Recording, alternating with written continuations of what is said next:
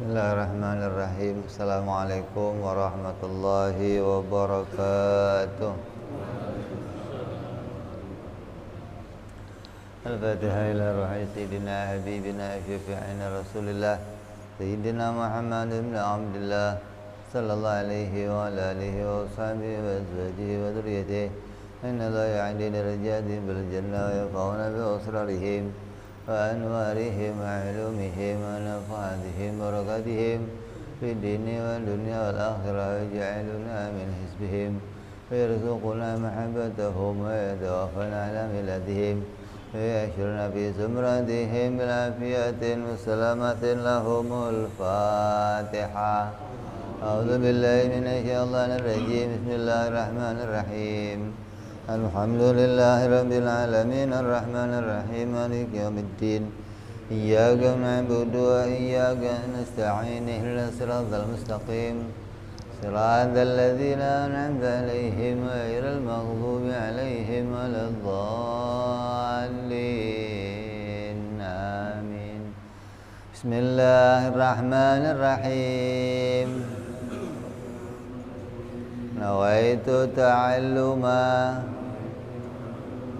وتعليما وتذكرا وتذكيرا والنفعا والانتفاعا والإفادة والاستفادة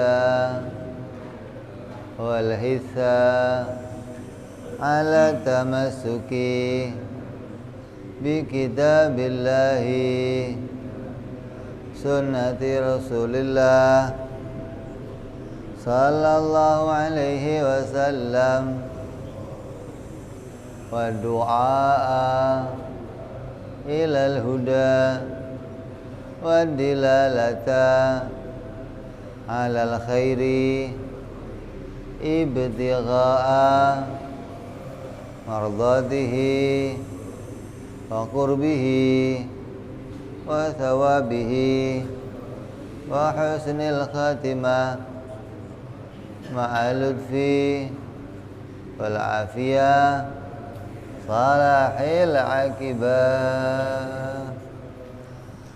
بسم الله الرحمن الرحيم الحمد لله رب العالمين Salatu wassalamu ala asyrafil anbiya'i wal mursalin Sayyidina wa habibina wa syafi'ina wa maulana Muhammadin wa ala alihi wa sahbihi ajma'in amma ba'du.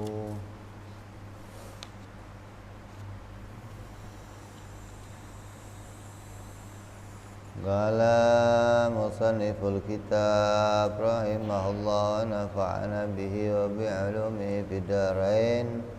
Allahumma aftah qulubana futuhal arifin wa bihidmatika wa ansur alaina birahmatika ya arhamar rahimin.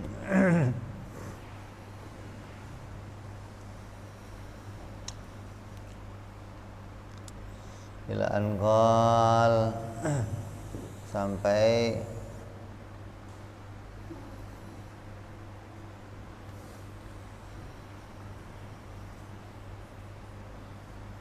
penjelasan tentang lafaz dua kalimat syahadat. Inilah lafaz dua kalimat syahadat beserta maknanya yang diterjemahkan dalam bahasa Indonesia secara ringkas. Asyhadu an la ilaha illallah wa asyhadu anna Muhammadar Rasulullah.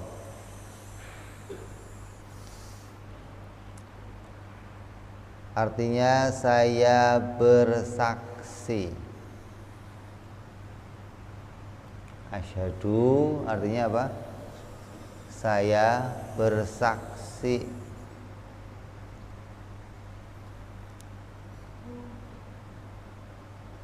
Dan saya meyakini.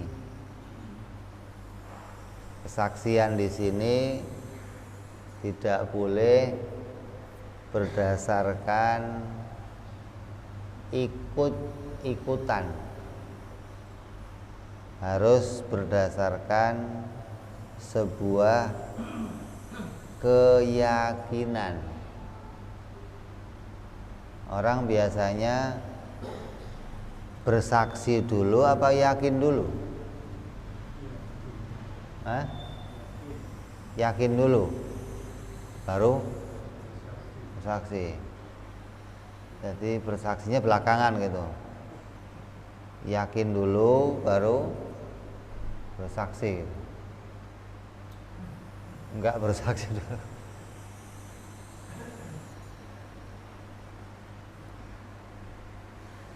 Padahal yakin itu maknanya bagaimana perintah awwalu wajibin alal insan ma'rifatul ilahi bistiqon. Pertama yang diwajibkan kepada manusia itu mengenal Tuhannya dengan yakin. Maknanya dengan yakin itu dengan dalil, dengan bukti. Kenapa begitu? Kalau modalnya cuman yakin, yang artinya mantep, pokoknya mantep aja di hati, maka semua agama sama, modalnya mantep. Coba agama mana yang nggak mantep, umat mana yang nggak mantep sama agamanya? Coba umat Kristen mantep nggak? Orang Buddha,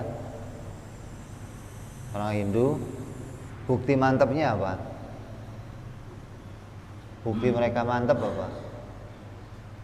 Suruh keluar nggak mau, kasih duit deh, juta keluar mau nggak? 10 juta, kenapa? Mantep.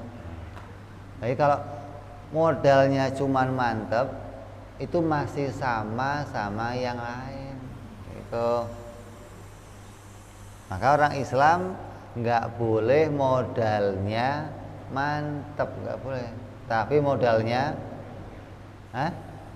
dalil, modalnya bukti, gitu loh. Jadi bersaksi itu harus dengan pembuktian. Nggak boleh bersaksi itu hanya modalnya kemantepan saja. Kalau modalnya mantep doang, mantep itu belum tentu disertai dengan kesaksian yang benar. Banyak orang mantep tapi salah mantep. Contoh, ada anak kecil mantep, yakin dia kalau kuburan ada setannya. Ya, itu yakin. Kalau asal dibawa ke kuburan ada. Kalau ditinggal malam-malam sendirian nangis dia. Kenapa? Yakin mantep saya akan digoda sama. Itu yakin yang benar apa yakin yang salah? Salah. Jadi modalnya yakin itu, yang dimaksud yakin itu bukan cuma mantep gitu loh, tapi harus punya bukti. Lah, Allah memberikan manusia apa? Akal. Dengan akal ini kita bisa mencari bukti Tuhan yang sebenarnya yang harus saya saksikan itu yang mana. Makanya saya bersaksi dan saya meyakini, mana saya bersaksi dan saya punya bukti gitu bahwa sesungguhnya zat yang berhak disembah dengan yang sebenar-benarnya itu hanya Allah. Saya bersaksi dengan sebuah bukti bahwa yang sebenar-benarnya Tuhan yang berhak disembah itu hanyalah Allah. Itu makna asyhadu alla ilaha illallah. Kalau mau kita artikan secara bahasa harus begitu. Bukan cuma aku bersaksi aja, tapi aku bersaksi dan aku meyakini, maknanya aku punya bukti bahwa Tuhan yang sebenar-benarnya yang berhak untuk disembah itu hanyalah Allah. Kenapa? Karena Tuhan itu artinya apa? Tuhan itu pengertiannya apa? Tuhan mengerti apa? Apa pengertiannya? Sesuatu yang berhak disembah, gitu. Asyhadu alla ilaha illallah. Aku bersaksi tidak ada Tuhan. Maknanya aku bersaksi tidak ada yang berhak untuk disembah kecuali Allah. Sesuatu yang berhak disembah. Itu pengertian menurut syariat. Kasih itu kurung. Nah, menurut syariat. Jadi makna syar'i. Makna menurut istilah syar'i. Apa sih Tuhan itu? Dan ini diartikan oleh semua agama. Kalau dia nyembah pohon, kalau dia mengakui pohon sebagai Tuhan, berarti pohon akan disembah. Kalau dia ngomong batu itu Tuhan, berarti batu akan disembah. Kalau dia ngomong matahari Tuhan, berarti matahari akan karena yang namanya Tuhan itu zat yang berhak untuk disembah, namanya Tuhan menurut semua agama. Adapun menurut akal bahwanya Tuhan adalah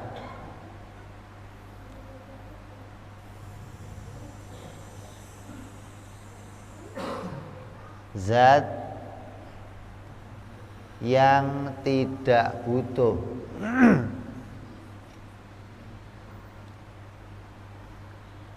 pada segala sesuatu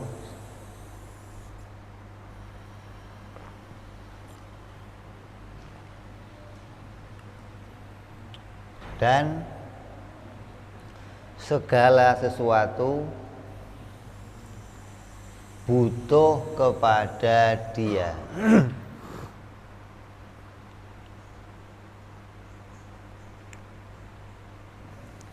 Ini pengertian Tuhan yang sebenarnya, gitu loh. Jadi kalau ditanya Tuhan itu zat yang berhak disembah, lah yang berhak disembah yang kayak apa, gitu kan? Masih muncul pertanyaan lagi tuh, belum selesai. Apa yang kayak begini, apa kayak begini, kayak begini? Oh, yang berhak disembah itu yang tidak butuh pada segala sesuatu dan semua segalanya butuh kepada Dia. Maka itulah zat yang berhak disembah. Jadi pengertian Tuhan yang sebenarnya itu adalah zat yang tidak membutuhkan segala sesuatu. Kalau dalam artikan dalam Al-Quran disebut namanya Ghaniyul Mutlaq. Allah berfirman apa? Innallaha ghaniyul anil alamin. Allah itu zat yang tidak butuh kepada segala sesuatu di alam ini. Wa antumul fuqara, kata Allah, dan kalianlah yang butuh kepadaku. Allahnya enggak butuh sama segalanya, tapi kita hambanya semua butuh kepada Allah Subhanahu wa ta'ala. Itu pengertian Tuhan namanya. Jadi secara bahasa, saya bersaksi dan saya meyakini bahwa tidak ada yang berhak disembah kecuali Allah. Saya bersaksi dan saya punya bukti menunjukkan akal dituntut untuk menjadi saksi. Akal dituntut untuk punya bukti. Kalau enggak, maka berarti kamu beragama modalnya hanya untung-untungan. Apa?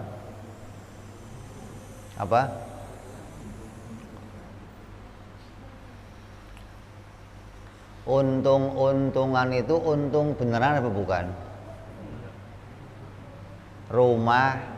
Rumahan. Mobil beneran bukan? Bukan. Kalau untung-untungan, untung beneran bukan? Bukan. Saya mau nanya, kamu jadi orang Jawa milih nggak dulu? Enggak. Ente jadi milih apa enggak? Enggak. Berarti untungan.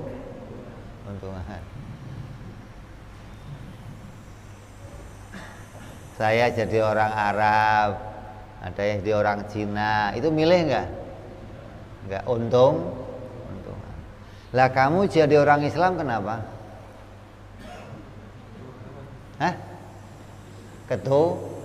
Berarti untung bapak kamu Islam. Kalau bapak kamu Cina, kalau bapak kamu Kristen, berarti kamu Islamnya untung. Nah, untung-untungan kok pede banget loh. Untung lo jadi orang Islam. Lah, agama Islam itu nggak boleh untung. Kenapa? Karena kalau saya jadi orang Jawa, saya nggak bisa pindah jadi orang lain. Besok saya mau daftar jadi orang Cina bisa?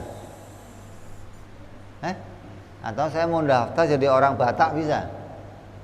Ya nggak bisa, wong Jawa ya Jawa aja sampai mati, nggak ganti-ganti lagi. Tapi kalau Islam bisa pindah.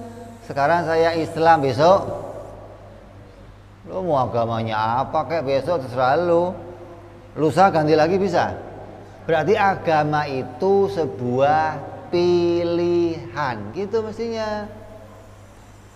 Bukan untung. Masa beragama keuntung-untungan gimana? Bapaknya Islam, kamu jadi orang Islam, gedenya Islam, matinya Islam, masuk berarti surganya untung. Lah untung-untungan. Lah yang mau dibanggain itu apa? Dari modal untung-untungan. Yang mau dibanggain apa gitu loh. Lah kalau yang paling bener itu agama Islam. Umpama nih, yang paling bener agama Islam. Terus kamu dijadikan Allah tidak milih jadi orang Islam. Sampai mati Islam, masuk surga. Lah yang lain yang enggak Islam, masuknya mana? Neraka. Untung apa rugi? Untung apa rugi? Lah Allah adil enggak? Allah adil enggak? Di mana adilnya?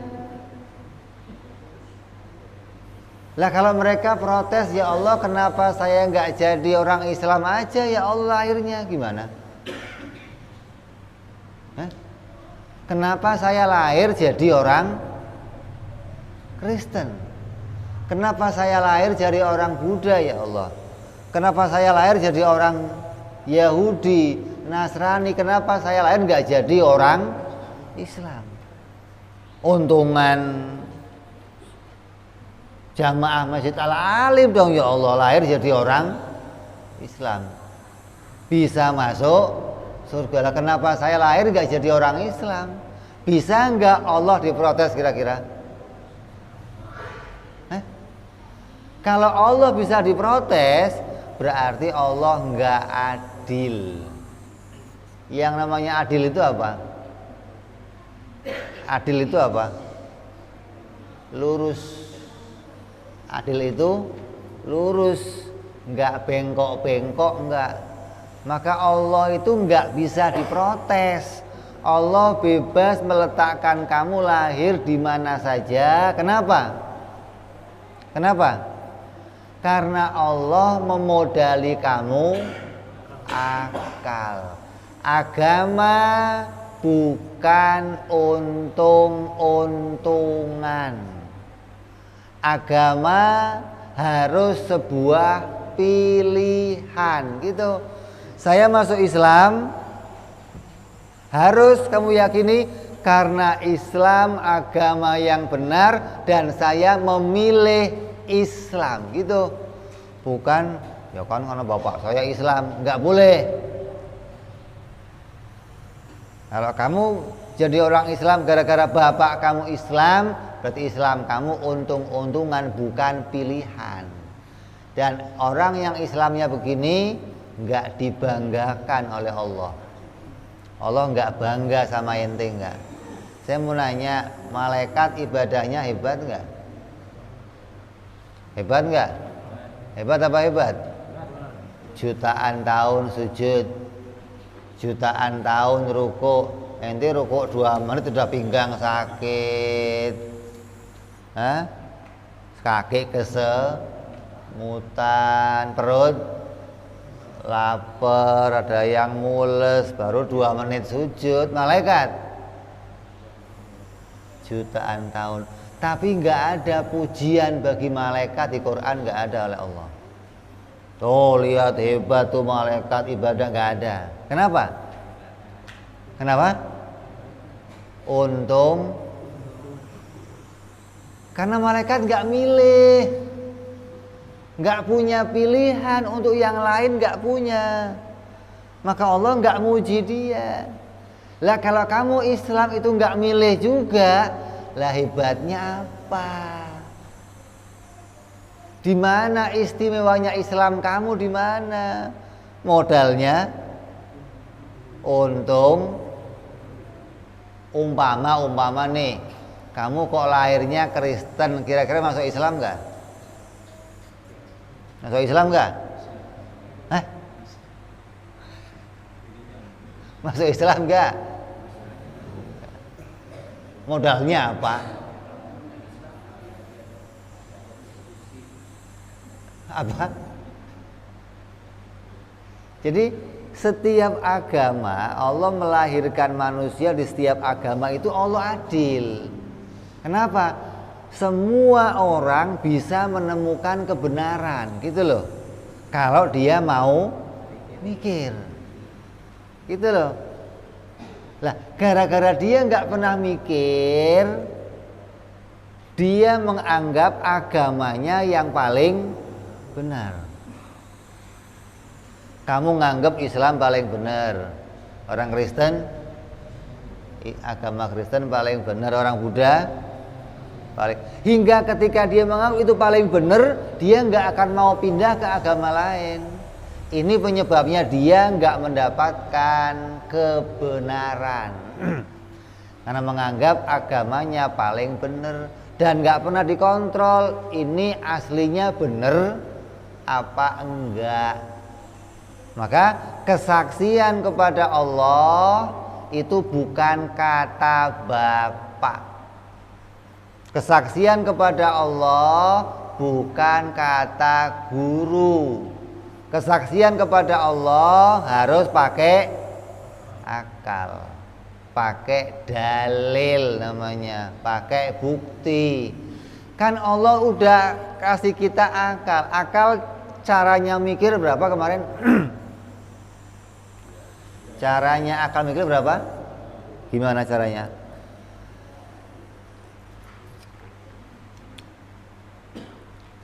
Akal caranya mikir dua. Gimana?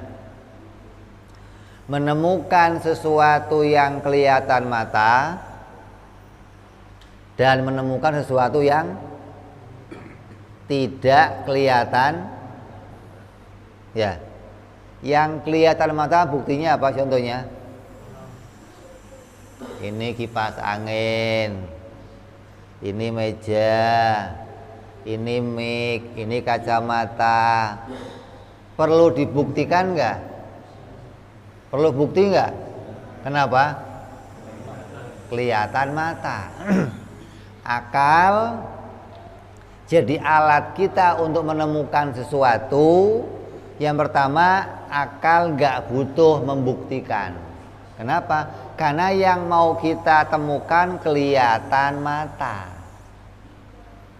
Ini tempe, ini tahu, ini gorengan, ini nasi uduk. Perlu bukti? Hah? Perlu nggak? Ini lontong sayur. Perlu bukti nggak? Lapar ya.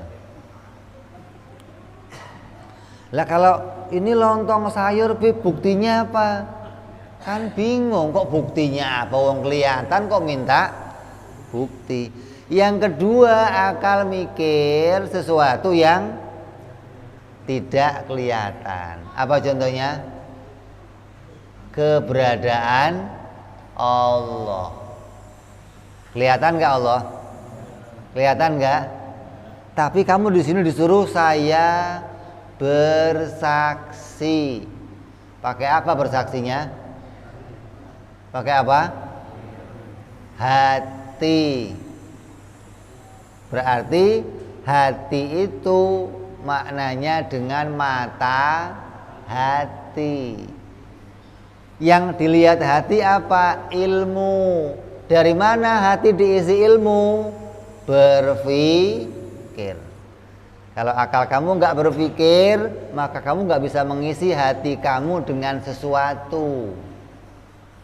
Dengan itulah kamu menyaksikan keberadaannya Allah Subhanahu wa ta'ala. Sebenarnya kamu ini pinter-pinter, tiap hari juga bisa mikir. Malam tidur, ya. Pagi-pagi bangun, tanah basah, genteng basah, pohon basah, semua basah. Yang kamu pikir apa? Semalam itu pinter kamu. Berarti bisa mikir kamu. Berarti akal kita itu tiap hari bisa mikir. Cuman yang dipikirin bukan Allah, gitu loh. Yang dipikirin selainnya. Akal bisa mikir sesuatu yang nggak kelihatan, bisa kita yakini 100% dia ada, walaupun mata kita nggak melihat. Hujannya nggak lihat, tapi yakin semalam, padahal nggak ngelihat. Kenapa? Akal bisa membuktikannya. Mana buktinya? Tuh ada basah, tuh ada. Kamu punya rumah, kamu pulang kerja, rumah kamu angus semua. Yang kamu pikir apa? Perlu nggak lihat apinya? Perlu nggak? Perlu. Apinya mana kok kebakaran? Nah, ya udah angus begitu, lo perlu lihat api bagaimana? Berarti akal kamu bisa mikir, walaupun nggak melihat sesuatu, nggak kelihatan mata, tapi bisa itu namanya akal kamu mikir berarti. Cuman yang dipikir kok selainnya Allah, bukan mikir adanya ini yang bermasalah, gitu loh. Harusnya semua akal sedunia, akal siapa saja bisa mikir keberadaannya Allah. Maka di sini Allah disebut adil. Nggak bisa kamu protes mau lahir bapaknya Buddha, Kristen, Hindu, Yahudi, Nasrani, Islam. Kamu nggak bisa protes sama Allah karena Allah ngasih kamu alat untuk berpikir. alat untuk menemukan sesuatu. Cuman yang kamu temukan kebanyakan urusannya apa? Indomie goreng, Indomie telur, urusannya urusan cuan, dipikir gimana dapatnya, dipikir ya teh. Kalau urusan Allah alah pusing mikirnya, padahal kamu sudah pinter bisa mikir loh, nggak perlu ngelihat sesuatu, punya bukti bisa menemukan keberadaannya. Kamu punya motor, kamu pulang ke rumah nih, kuncinya ada, surat-suratnya ada, BPKB ada, STNK ada, tapi motornya nggak ada. Kemana? Kemana? Kemana? Hilang. Kuncinya ada, STNK ada, BPKB, motornya kemana berarti? Untuk mengatakan motor saya hilang, perlu lihat malingnya enggak? Itu bisa mikir kamu berarti. Enggak perlu kan lihat orang yang nyolong, oh motor saya dimaling, ya digebukin maling kalau begitu mah. Enggak jadi maling namanya. Dengan kamu bisa tahu tadinya enggak ada, terus berubah jadi ada. Pasti ada yang bikin. Tadinya motor saya ada, sekarang jadi nggak ada, juga pasti ada yang. Ini kamu bisa mikir namanya. Maka Allah katakan inna fi khalqis samawati wal ardi waqtilafil laili wan nahari la ayatin liulil albab. Allah ngomong kan, aku menciptakan langit, bumi, peredaran, pergantian, ada siang, ada malam. Itu alat untuk yang mau mikir. Berarti yang memikir siapa? Yang punya akal. Mana orangnya? Dari agama mana saja Allah kasih. Semua modalnya sama, berpikir. Makanya sering ada orang ngomong, dasar lo kucing, gak ada otaknya. Kucing punya otak nggak? Kambing, sapi, yang nggak punya apa? Akal. Ya. Otak sapi gede nggak? Otak sapi gede nggak? Sama otak ini gede mana? Otak ini gede mana? Ini juga ada otaknya. Sapi ada. Yang nggak ada sapi apa? Kenapa? Nggak bisa? Lain deh. Ada otaknya, akalnya ada. Mikir nggak? Bedanya apa sama sapi kalau begitu?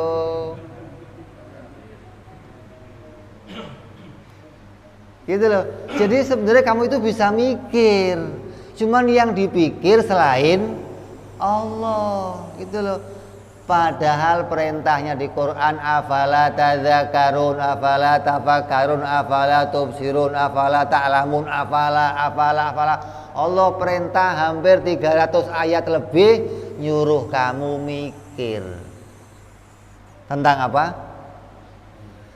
Keberadaannya Allah Subhanahu wa taala. Ini namanya bersaksi, gitu loh. Aku bersaksi dan aku punya bukti kalau Allah betul-betul Tuhan. Apa yang kita saksikan tentang Allah? Nah, mulai nih. Yang kita saksikan apa tentang Allah? Yang pertama, bahwa yang aku saksikan adalah Dia yang wajib disembah itu zat yang wajib adanya. Apa? Yang wajib adanya. Wajib adanya itu bagaimana? Enggak pernah didahului tiada dan enggak akan diakhiri oleh tiada. Kalau kita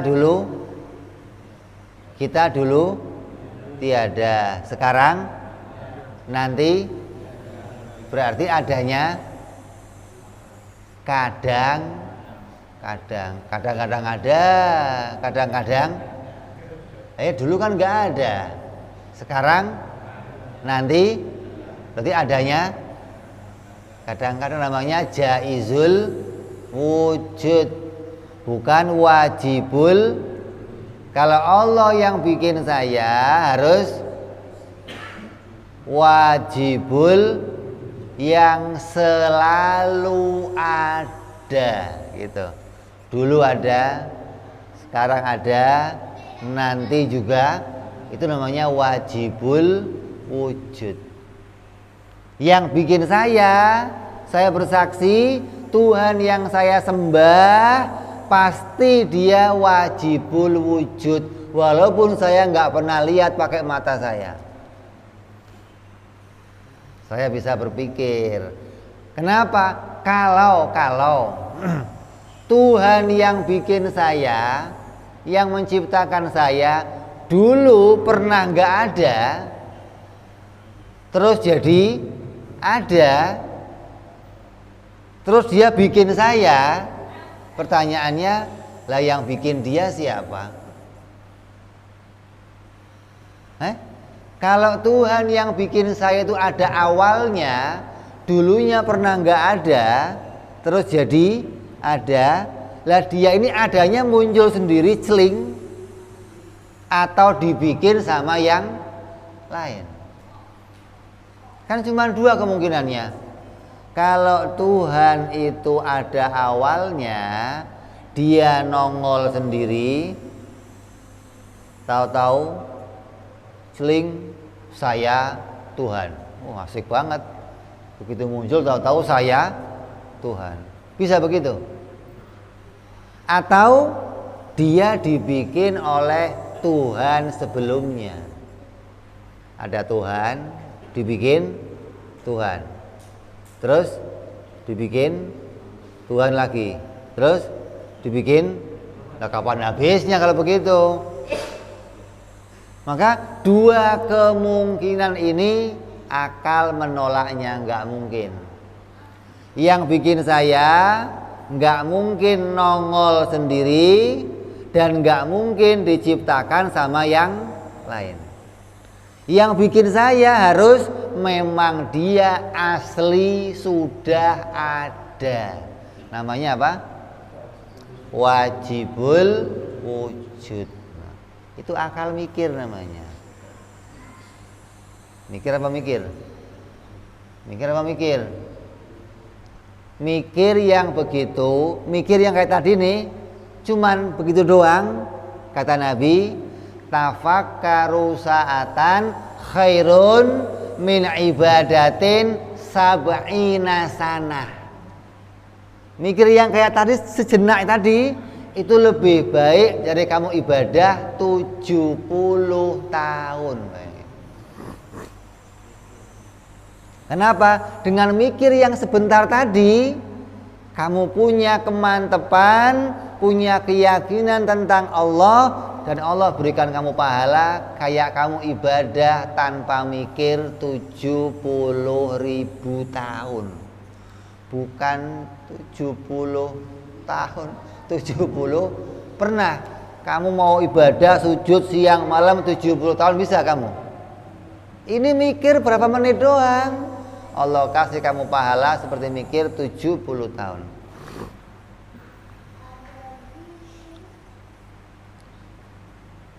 Gampang apa gampang? Gampang. Cuman kamunya aja yang nggak mau. Padahal bisa mikir, bisa nemu sesuatu. Cuma yang ditemu selainnya Allah. Yang ngurusin mikir ini. Mikir apa? Ada aja yang dipikirin Allah, alah bodo amat lah. Ya Allah. Terus saya bersaksi yang menciptakan saya wajibul wujud. Dia tidak ada awalnya dan dia tidak ada akhirnya. Gitu. Terus nih tiga ini lanjut sampai dia beda dengan makhluknya. Dia wajib esa, wajib kuasa, sampai 20 sifat. Itulah yang namanya bersaksi. Jadi asyhadu, saya bersaksi. Kalau ditanya menyaksikan apa? Menyaksikan sifat-sifat ketuhanannya Allah. Ada berapa sifat ketuhanannya Allah? Ada 2. Inilah yang disaksikan oleh akal manusia. Kenapa kok cuman 20? Kenapa kok cuman? Emang sifat Allah cuman 20, Beb? Oh enggak. Sifat Allah enggak terbatas. Tapi dengan 20 itu kita udah bisa membedakan mana yang Tuhan, mana yang bukan Tuhan. Cukup gitu loh. Fungsinya apa? Bisa membedakan, bisa jadi saksi. Saya yang nyaksi ini yang Tuhan, ini bukan Tuhan. Dengan apa? Menyaksikan 20 sifat yang ada pada Allah. Nyaksiinnya pakai apa? Berpikir. Walaupun hati yang bersaksi, hati modalnya dari akal, bukan untungan, bukan katanya bapak, bukan katanya pak guru, bukan. Tapi kamu bisa berpikir. Saya mau nanya, 2 tambah 2 jumlahnya berapa? Berapa? Kalau saya ngomong 5 gimana?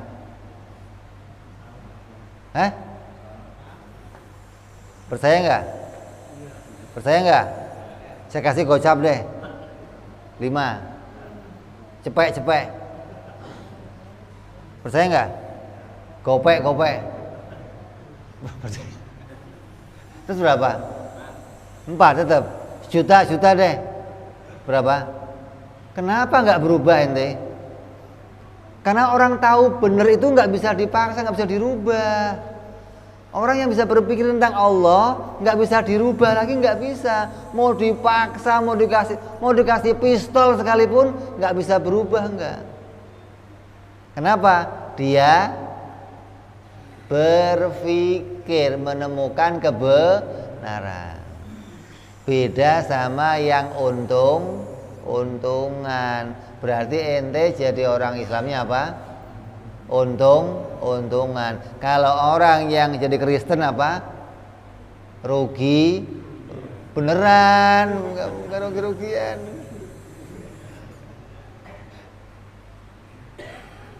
Kalau rugi nggak rugi kalau begitu dong. Rugi beneran. Karena nggak mau mikir itu begitu. Jadi kita pingin jadi orang Islam yang Allah itu bangga sama Islamnya kita, gitu loh. Kenapa? Kita jadi Islam karena sebuah pilihan kita. Kok kamu milih? Loh, Islam memang pilihan. Kamu bisa pindah Islam kapan saja. 2 tambah 2 4. Kenapa kamu nggak ngomong 5? Kamu bisa ngomong 7, 8 bisa. Kok ngomongnya 4 kenapa? Karena itu yang ditemu kebenaran. Saya nggak mindah agama yang lain karena saya menemukan kebenarannya Islam. Bukan kebenaran bapak saya, bukan. Bapak kamu mau Cina, mau Konghucu, mau iblis, kalian biar nggak apa-apa. Ketika kamu nemu bener, maka kamu nggak akan ikut lagi katanya orang lain. Mau dikasih berapa aja nggak urusan. Jadi kamu hari ini jadi Islam kenapa? Karena pilihan saya. Karena saya bersaksi Allah sebagai Tuhan. Karena saya bersaksi agama Islam agama yang benar gitu. Maka saya memilih agama Islam. Bukan ketu, bukan KT, bukan untung. Maka ketika kamu jadi orang beragama begitu, di akhirat Allah bangga sama keislaman kamu. Nih baru orang Islam. Kenapa?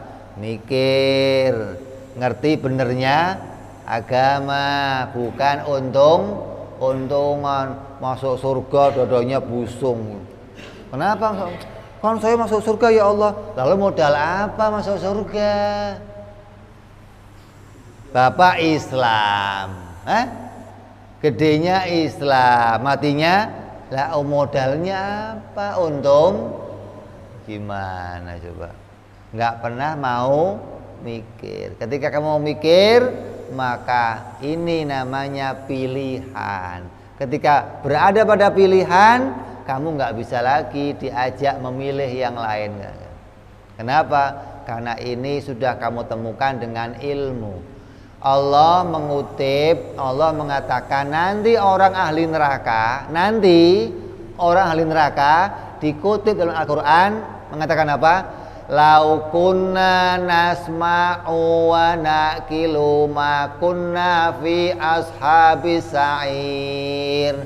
Ya Allah, andai dulu kami mau mendengarkan, mau mikir, kami gak akan masuk neraka sa'ir ini ya Allah.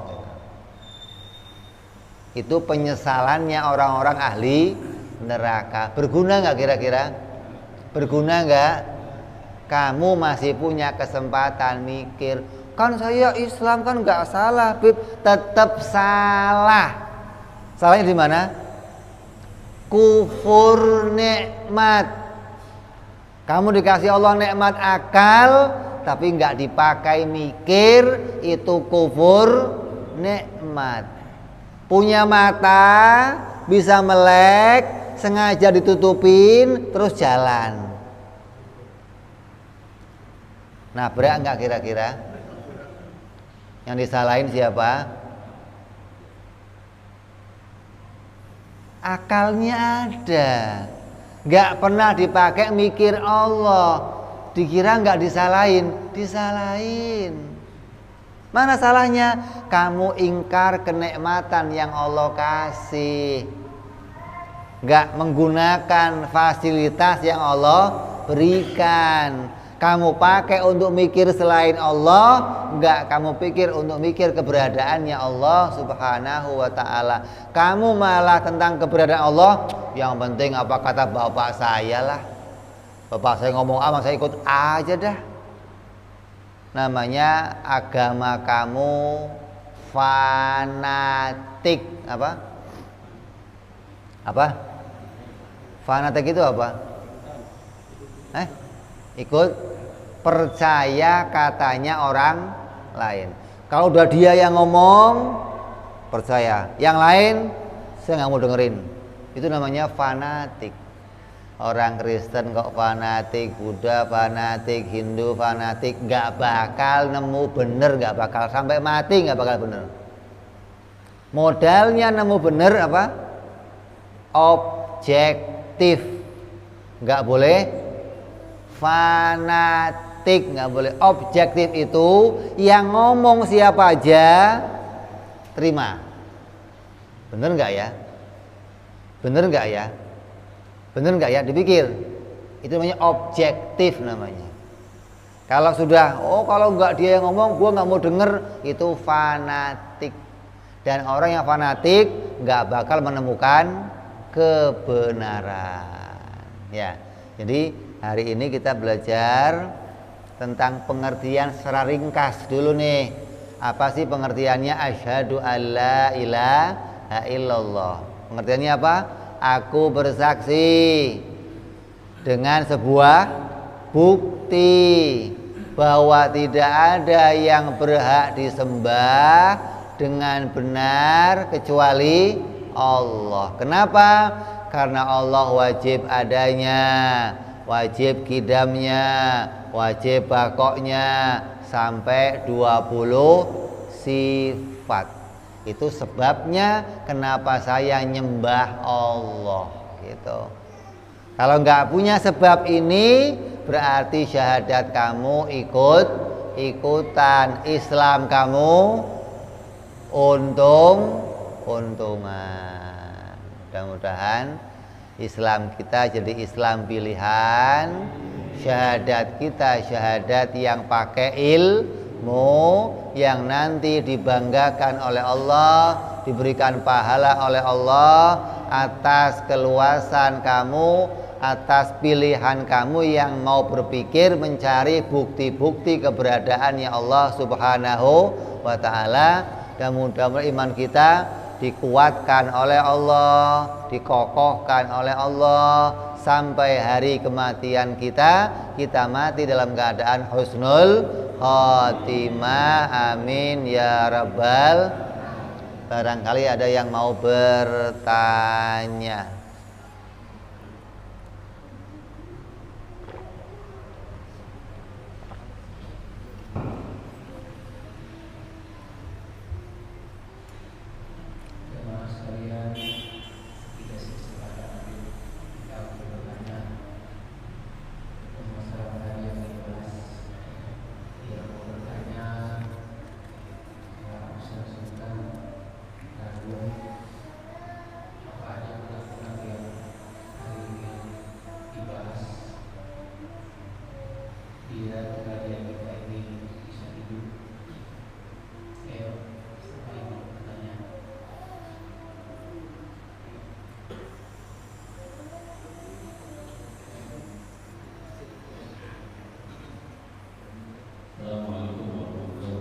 Waalaikumsalam warahmatullahi wabarakatuh.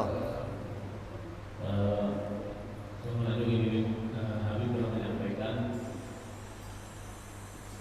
bagaimana Islam kita itu supaya diakui oleh Allah Subhanahu wa taala, lalu menurut ulama. Jadi ada orang yang ulama juga mengatakan ketika orang sudah menyebut kalimat asyhadu an la ilaha illallah wa asyhadu anna muhammadar rasulullah, bahwa dia sudah bersaksi kepada Allah dan dia sudah bersaksi kepada Nabi Muhammad SAW, dia tidak ibadah, tidak puasa, tidak sholat, apa yang ibadah, tapi ujung-ujungnya juga nanti dalam dia akan masuk surga Allah Subhanahu wa taala. Ini benar atau tidak? Waalaikumsalam warahmatullahi wabarakatuh. Itu pendapatnya sebagian ulama. Pendapat sebagiannya lagi, Islamnya nggak diterima. Berarti Islam yang macam kayak tadi, Islamnya diperselisihkan, gitu loh. Ulama berselisih antara sah dan tidaknya. Kayak gambarannya ginilah, urusan iman itu nggak boleh berselisih sebenarnya. Akidah itu nggak boleh berselisih. Rukun Islam ada berapa? 5. Itu nggak boleh berselisih tuh. Kok berselisih? Ada yang mengatakan rukun Islam 3, gimana? Boleh nggak keluar Islam? Itu loh, nggak boleh berselisih. Itu akidah namanya. Zuhur berapa? 4 rakaat. Kalau ada yang ngomong zuhur kok 3 rakaat, gimana? Keluar Islam. Nggak boleh zuhur berselisih rakaatnya, nggak boleh. Semua sepakat zuhur 4 rakaat. Kalau bicara dalam sholat duhur itu ada yang pakai niat, ada yang nggak pakai niat diucapkan, ada yang sedekap, ada itu boleh lah, gitu loh. Jadi ada yang boleh beda, ada yang nggak boleh beda. Lah masalah yang tadi orang Islamnya yang penting saya ikut-ikutan apa kata bapak saya, ngucapin 2 kalimat syahadat. Atau gini, ada orang mau masuk Islam gara-gara apa? Anak kamu cantik. Dia nanya, Pak, boleh nggak saya kawin sama anak bapak? Boleh, syaratnya kamu jadi orang Islam. Untuk Islam gimana Pak? Ngucapin 2 kalimat syahadat. Terus dia ngucapin, ya udah Pak, asyhadu alla ilaha illallah wa asyhadu anna Muhammad Rasulullah. Islam nggak? Islam. Kawin sama anak kamu, tapi sampai mati nggak pernah kenal Allah, nggak pernah kenal Rasul, matinya masuk mana? Ini ulama beda pendapat. Kalau yang begitu tuh tetap neraka gitu loh. Kenapa? Karena syahadatnya nggak punya bukti, syahadatnya nggak punya dalil, syahadatnya ikutan gitu. Kata yang lain, masuk surga walaupun masuk neraka dulu karena meninggalkan berpikir gitu. Jadi berpikir inilah yang di poinnya. Ada yang mengatakan berpikir ini wajib pokok, ada yang mengatakan wajib cabang, ada yang ngomong ini usul, ada yang ngomong ini furu'. Kalau yang ngomong furu' tetap dianggap masuk surga tapi dihukum dulu. Yang ngomong berpikir ini usul, dia nggak akan masuk surga. Ini bedanya ulama dalam masalah mengenal Allah pakai dalil atau nggak pakai dalil. Sekarang kita bicara begini, kamu seneng nggak iman kamu diperselisihkan? Seneng nggak? Seneng nggak? Pengennya apa? Pengennya apa? Diakui sahnya. Ya biar diakui gimana? Ulama sependapat, semua sependapat. Kalau iman kamu pakai dalil, semua ulama sependapat iman kamu sah. Lah mendingan ini dong kita pilih. Ngapain milih iman yang gitu loh maksudnya.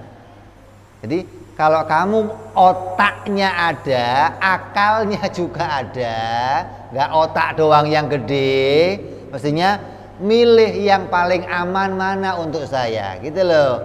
Yang aman beragama sambil itu yang paling aman. Kenapa? Ulama semua sepakat imannya sah. Saya milih ini aja lah. Jangan, tapi kan ada yang ngomong ini sah. Iya, tapi nggak aman posisinya. Kalau bener, kalau salah. Lah kalau pakai dalil nggak ada ruginya. Semua ulama sepakat iman kamu sah dunia sampai akhirat, gitu kan? Jadi jangan milih yang beresiko, milih yang aman-aman aja. Sholat subuh pakai kunut sama nggak pakai kunut, aman mana? Yang nggak kunut sah, yang kunut aman mana? Aman yang kunut, gitu loh. Kalau yang kunut kok disalah, nggak diberi pahala, nggak apa-apa. Yang penting saya udah kunut. Nah kalau yang nggak kunut disalahkan, kenapa lo nggak kunut? Kan rugi akhirnya. Yang aman yang pakai kunut. Kenapa? Udah ngerjain kebaikan, gitu loh maksudnya. Andai kok nanti yang bener yang nggak pakai kunut, emang kunut dosa? Kan doa. Salahnya di mana? Gitu loh. Mikir Allah, punya keyakinan, salahnya di mana? Gak usah mikir. Kok gak usah mikir? Lu kambing, lu sapi, gak mau mikir. Untung nggak ketemu lebaran haji kemarin, kalau potong aja sekalian. Ya, jadi posisi paling aman mikir gitu loh. Yang nggak aman, yang nggak mau mikir itu posisinya nggak aman gitu loh.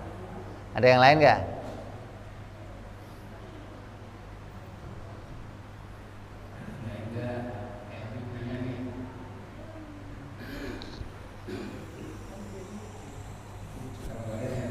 Iya udah, dia aja yang.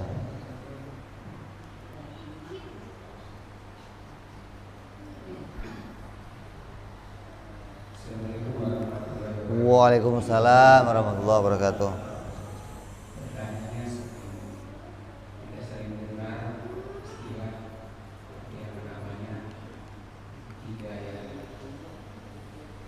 Hidayah yang harus kita sebut dari hidayah Islam, hidayah iman. Apakah orang-orang yang berpikir tentang keimanan tentang Islam itu orang-orang yang mendapatkan hidayah, atau sebaliknya kita berpikir dulu pakai akal kita baru kita mendapat hidayah. Terus pertanyaan yang kedua, ini yang berkenaan dengan keulamaan akhir-akhir ini. Ada ulama yang sedikit pendakwahnya santun, tapi ada juga ulama yang cara pendakwahnya keras. Katanya ulama itu pewaris para nabi. Apakah pewaris para nabi itu diambil dari Nabi Muhammad aja, atau dari Nabi sebelumnya? Jadi kan hari ini kita sudah menjumpai ulama yang santun, tapi juga yang keras. Ngambilnya dari mana? Dari Nabi kita Muhammad aja, atau dari Nabi yang lain? Terima kasih. Assalamualaikum warahmatullahi wabarakatuh. Yang pertama apa? Hidayah.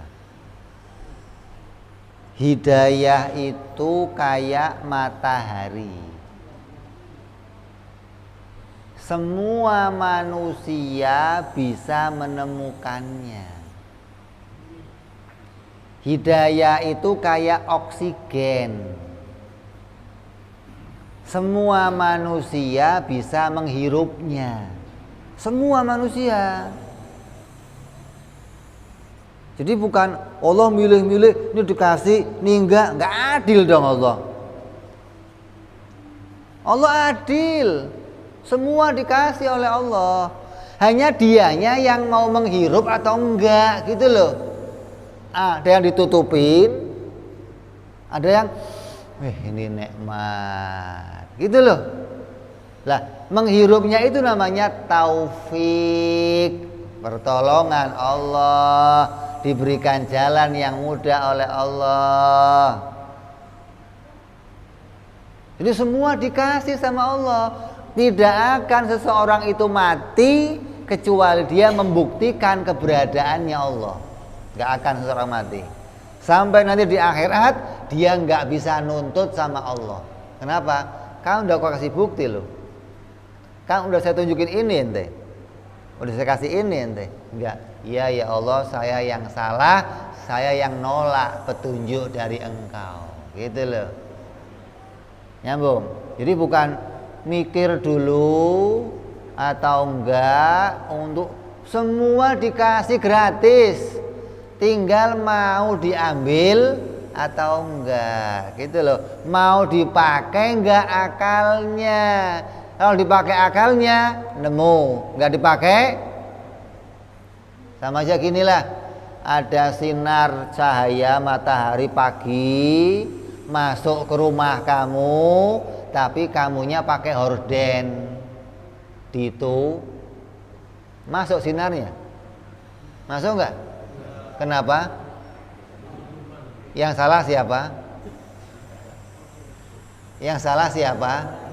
Lah ya kamu yang nutup. Udah ada oksigen tinggal tutupin hidungnya. Yang salah siapa?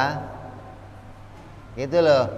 Jadi Allah jadikan sebab akibat.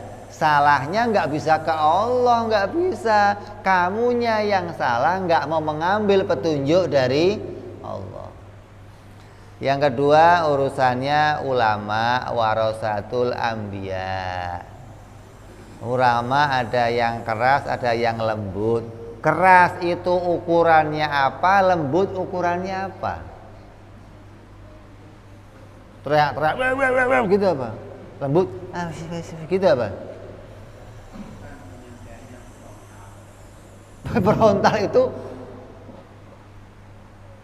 menyampaikan yang haram itu haram, yang wajib itu wajib dengan suara keras atau pelan.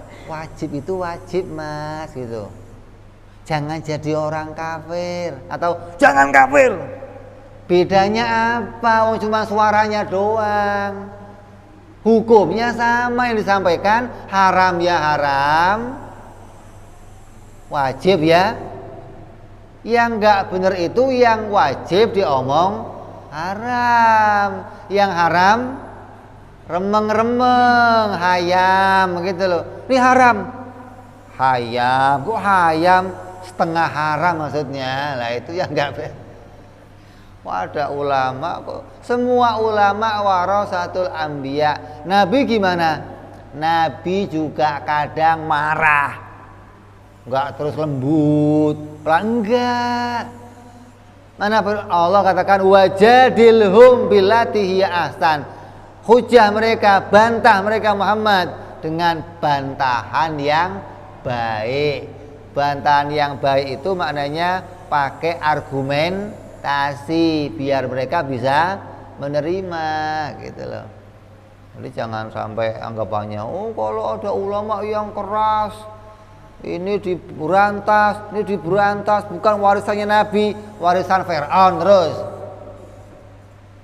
Fir'aun nggak berantas begitu, Fir'aun bikin begitu. Kalau Nabi berantas, caranya Nabi beda dengan caranya ulama. Yang beda itu cara. Kalau hukumnya semua datang dari para nabi hukumnya. Caranya ada yang pakai cara yang penting ilmu diajarkan, ada yang pakai cara kemaksiatannya dibubarkan gitu. Dulu orang mau ke Mekah, mau ke Nabi nih, mau ke Madinah, itu di sekelilingnya isinya pelacuran. Jangan dikira di sana nggak ada pelacuran, banyak pelacuran, tempat minum arak lengkap. Di Arab kalau minum arak nggak terima pakai gelas. Pakainya apa? Ember. Kalau belum mandi, belum mabuk kata mereka. Lu pakainya apa? Gelas kecil itu mah, cekeremin itu mah.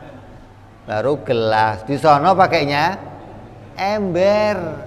Kalau belum mandi, belum mabuk kata mereka. Sama Nabi nggak dibubarkan. Orangnya dikasih ilmu, laki-lakinya datang nggak mampir, pulang nggak mampir, lama-lama sepi. Terus tutup gara-gara sepi, nggak ada pelanggannya. Di sini ada sepinya nggak? Ada sepinya nggak di sini? Saya bilang ramai terus. Lah kiai yang ngajarin ada. Orangnya nggak mau diajarkan. Ketika sudah beda situasinya, berarti harus dibubarkan memang, gitu loh. Ini ulama yang ambil inisiatif. Kalau mereka yang mau diajarkan, ini jelek, jangan ke sono, ini yang baik, nanti akan tutup dengan sendirinya, tapi nggak tutup-tutup. Kenapa? Merekanya nggak pada mau ngaji, datang cari ilmu nggak mau, berarti mengganggu, harus ditutup. Begitu. Jadi ada ulama yang milih nutup itu, ada yang milih ngajarin ilmu. Tinggal kamu pakai cara yang mana, ngajar ilmu atau nutup. Tujuannya sama. Ketika di tempat kamu nggak ada kemaksiatan, azab Allah jauh dari situ, siksa Allah jauh dari situ. Kalau ada kemaksiatan, azab yang datang, orang alim ya kena, orang maksiat kena, orang yang dosa kena, yang nggak dosa. Ulama milih jangan sampai terjadi, singkirin aja nih, jauhin. Mau buka tempat yang jauh, jangan di sini. Itu pilihannya ulama. Jadi pilihannya dua. Yang bubarin dianggap aliran keras, yang nggak bubarin aliran lemah lembut gitu. Jelas? Ada yang lain? Ya, kalau ente milihnya yang lemah lembut, barangkali seneng sama yang bahenol lewat lagi ya, masya Allah, istighfar, astagfirullah, pahala terus memang sih, pahala istighfar maksudnya.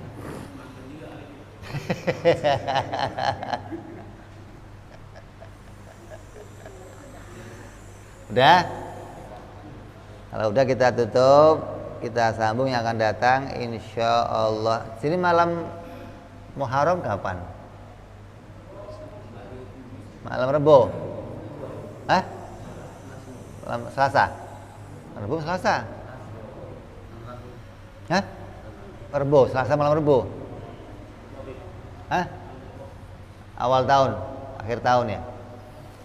Insya Allah kita akan masuk tahun baru Islam, tahun baru yang mudah-mudahan membawa kita iman yang baru, rezeki yang baru, akidah yang baru, Islam yang baru, semangat ibadah juga yang baru, hingga kita menjadi orang-orang yang tambah baik dari tahun yang lalu insya Allah. Ala adiniyah wa ala niyatin salih wa ila hadratin nabi. Al-Fatihah. A'udzubillahi minasyaitonirrajim. Bismillahirrahmanirrahim. Alhamdulillahirabbil alamin arrahmanir rahim maliki yaumiddin iyyaka na'budu wa iyyaka nasta'in ihdinas siratal mustaqim siratal ladzina an'amta 'alaihim ghairil maghdubi 'alaihim waladdallin amin. Ya Rabbana i'tarafna bi annana iqtarafna wa annana asrafna 'ala al-adha ashrafna فتوب علينا توبة تغسل كل حوبة وازل لنا عوراتي وآمن روآتي واغفر لوالدينا ربي ومولودينا والأهل والإخوان وسائر الهلان وكل ذي محبة أو جيرة أو صحبة والمسلمين أجمع آمين ربي اسمع فضلا وجودا منا لا باكتساب منا بالمصطفى رسولنا بكل سولي صلى وسلم ربي عليه عند الحبي وآله وصحبه عدد تعزي صحبي والحمد لله في البدء سبحان ربك رب العزة عما يصفون والسلام على المرسلين والحمد لله رب العالمين. Assalamualaikum warahmatullahi wabarakatuh.